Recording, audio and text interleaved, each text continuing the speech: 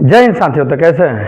चलिए, आशा करता हूँ कि अच्छे होंगे, जाओगे एकदम मस्त होंगे, तंदुरुस्त होंगे। ठीक है, तो आइए आज के वीडियो में हम लोग देखने वाले हैं साइंस से तो अगला सेट लेकर के आए हुए हैं। ओके, तो आइए देखते हैं।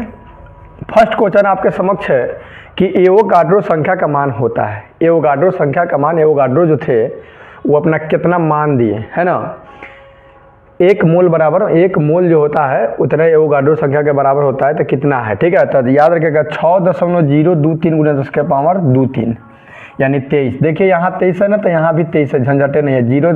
6.023 × 10 के पावर 23 हो जाएगा। दूरी मापने की सबसे बड़ी इकाई क्या है? तो दूरी मापने की सबसे बड़ी इकाई इसमें अगर देखा जाए, ठीक ना, तो प्रकाश वर्ष से भी बड़ा है पारसेक। ठीक है, प्रकाश वर्ष है और उससे बड़ा है पारसेक। सबसे बड़ी इकाई की बात कह रहा था। ठीक है, एक प्रकाश वर्ष में कितना होता है? प्रकाश वर्ष भी दूरी मापने का है। ठीक है, उससे बड़ा पारसेक है। एक प्रकाश वर्ष जो होता है 9.46 × 10 के पावर 15 मीटर के बराबर होता है। ठीक है, 9.46 × 10 के पावर 15 मीटर के बराबर होगा। अपना स्कोर कीजिएगा। 1 लीटर कितना गैलन के बराबर होता है? 1 लीटर जो होता है कितना गैलन मिलेगा? तो 1 लीटर बनेगा 0.2642 गैलन। अब कुछ ऐसा क्वेश्चन भी मिलेगा जो पिछला वीडियो में हम बता चुके होंगे, रिपीट क्वेश्चन मिलेगा।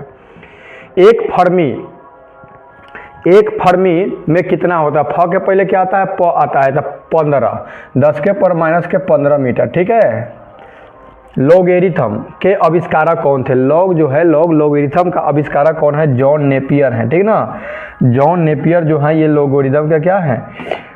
आपका आविष्कारक है। ठीक है, क्वांटम सिद्धांत के प्रतिपादक कौन थे? तो क्वांटम सिद्धांत के प्रतिपादन करने वाले व्यक्ति का नाम था मैक्स प्लांक। ठीक है, वायुमंडल की आर्द्रता मापने वाला यंत्र क्या है? हाइग्रोमीटर। हाइड्रोमीटर नहीं है, हाइग्रोमीटर है। ठीक है, हाइग्रोमीटर से वायुमंडल की आर्द्रता मापा जाता है कि हाँ जी वायुमंडल में आर्द्रता कितना है। आर्द्रता मतलब नमी। 1 एंगस्ट्रॉम बराबर होता है, 1 एंगस्ट्रॉम जो होता है 10 के परमाणु 10 मीटर के बराबर होता है, सेमी के बराबर होता है। 10 के परमाणु 10 सेमी मिलता है तो 1 एंगस्ट्रॉम बनता है। ठीक है, 1 एंगस्ट्रॉम बराबर होता है 10 के पावर माइनस के 10 से। पृथ्वी के उपग्रह का कक्षीय वेग निर्भर करता है, किस पर निर्भर करता है? तो कक्षा की त्रिज्या पर निर्भर करेगा। ठीक है, पृथ्वी के उपग्रह का कक्षीय वेग। घड़ी में चाबी देना उदाहरण है। ये घड़ी में जो चाबी देना उदाहरण है, ये किसका उदाहरण है? तो स्थितिज ऊर्जा का उदाहरण है। ठीक है, स्थितिज ऊर्जा रहता है, चाबी दे देंगे तो गतिज ऊर्जा में बदल जाता है। ठीक है, स्थितिज ऊर्जा का। यदि किसी पिंड के संवेग 50% बढ़ा दिया जाए, कोई भी पिंड है उसका संवेग क्या किया जाए कि 50% बढ़ा दिया जाए, तो उसकी गतिज ऊर्जा क्या होगी? तो गतिज ऊर्जा जो होगी ना 125% बढ़ जाएगी। ठीक है, 50% बढ़ाएंगे पिंड का संवेग तो 125 बढ़ जाएगा। अनुदैर्ध्य तरंग उत्पन्न हो सकती है। अनुदैर्ध्य तरंग उत्पन्न क्या चीज़ में हो सकती है? ठीक ना, तो अनुदैर्ध्य तरंग सभी माध्यम में उत्पन्न हो सकती है। ठीक है, किस माध्यम में अनुप्रस्थ तरंग उत्पन्न नहीं हो सकती है? कौन सा माध्यम होगा जिसमें अनुप्रस्थ नहीं होगा? आइए देखते हैं आगे।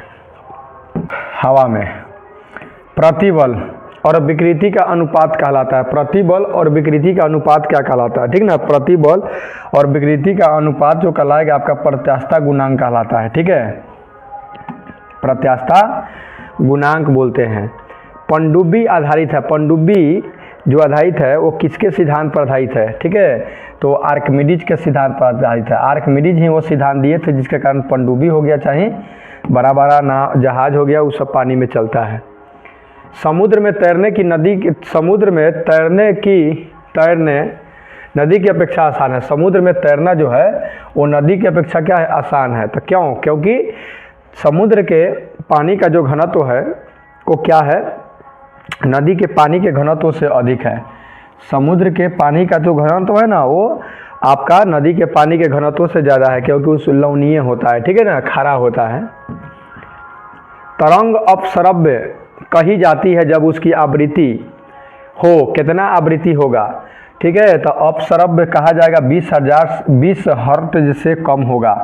20 Hz से अगर कम होगा ना, जिसको हम लोग नहीं सुन सकते हैं, अपसरव्य तरंग, प्लस श्रव्य तरंग, ठीक ना, श्रव्य तरंग। अपश्रव्य तरंग 20 हर्ट्ज से कम होगा तो अपश्रव्य है, इसको हम नहीं सुन सकते हैं, ठीक है, कुत्ता बिलाई सुनता है। यदि तरंग की लंबाई का मान आधा कर दिया जाए, तरंग की लंबाई का मान क्या कर दिया जाए, आधा कर दिया जाए, तो ध्वनि का वेग क्या होगा, वो भी आधा हो जाएगा, ठीक है, वो भी क्या हो जाएगा जी, आधा हो जाएगा। ध्वनि तरंगे हैं क्या, ध्वनि तरंग कैसा तरंग है, तो याद रखिएगा ध्वनि अनुदैर्घ्य तरंग है, ठीक है, ध्वनि जो है अनुदैर्घ्य तरंग है। देखिए ध आधा ध, यहाँ ध आधा ध दिखाई दे रहा है ना, आधा ध आधा ध, तो इससे याद रखिएगा, अनुप्रस्थ मत कीजिएगा, ठीक है। गोलीय दर्पण की फोकस दूरी उसकी वक्रता त्रिज्या की होती है तो वो आधी होती है। गोलीय दर्पण की फोकस दूरी जो होती है वो वक्रता त्रिज्या की क्या होती है, आधी होती है। वक्रता त्रिज्या क्या होता है, दूरी दुगनी होती है, डबल। उत्तल दर्पण द्वारा बना प्रतिबिंब होता है, उत्तल दर्पण में जो बड़ा प्रतिबिंब होता है आभासी होता है, ठीक है, आभासी कहिए चाहे काल्पनिक कहिए और सीधा बनता है, आभासी कहिए या काल्पनिक कहिए या अवास्तविक कहिए, बात बराबर है, ठीक है। प्रकाश तरंग उदाहरण है, प्रकाश तरंग किसका उदाहरण था, प्रकाश तरंग याद रखिएगा आपका विद्युत चुंबकीय तरंग है। प्रकाश तरंग जो है वो क्या है, विद्युत चुंबकीय तरंग है, विद्युत चुंबकीय तरंग। Option number B it is right answer हो जाएगा।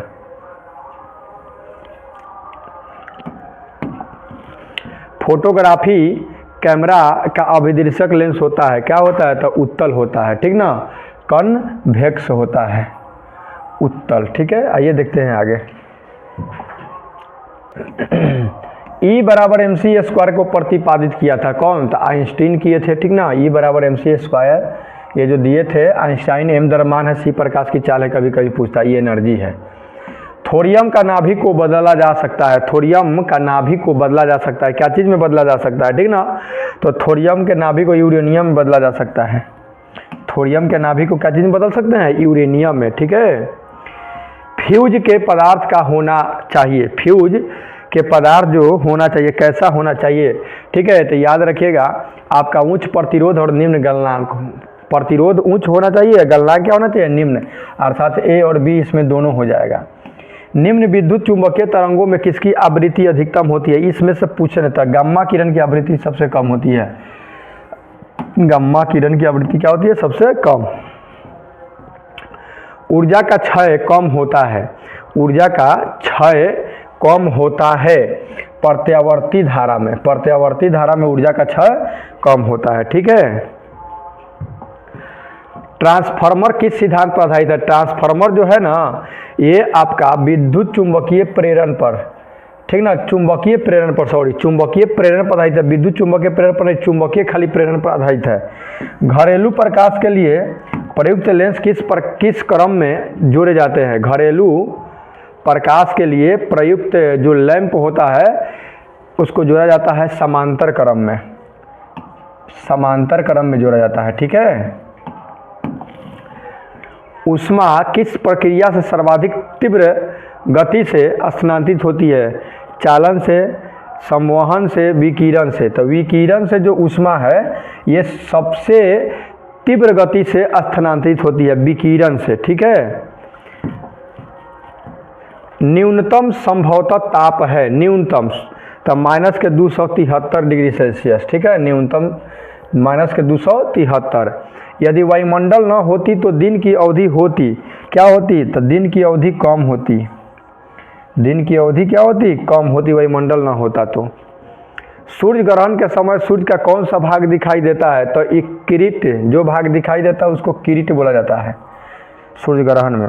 सूर्य के प्रकाश का आंतरिक परावर्तन हो सकता है यदि प्रकाश कैसा हो, ठीक ना, तो ये कांच से वायु में जाएगा, तब कांच से वायु में जाएगा तो सूर्य का प्रकाश का आंतरिक परिवर्तन हो सकता है, कब, जब कांच से हवा में जाएगा तब, ठीक है। तो ये था आपका मोस्ट इंपॉर्टेंट 36 क्वेश्चन। ओके, मिलते हैं नेक्स्ट वीडियो में, तब तक यार take care and goodbye. Video कैसा लगा अपना प्रतिक्रिया कमेंट बॉक्स में दे और अपना स्कोर भी बताइए, ठीक है।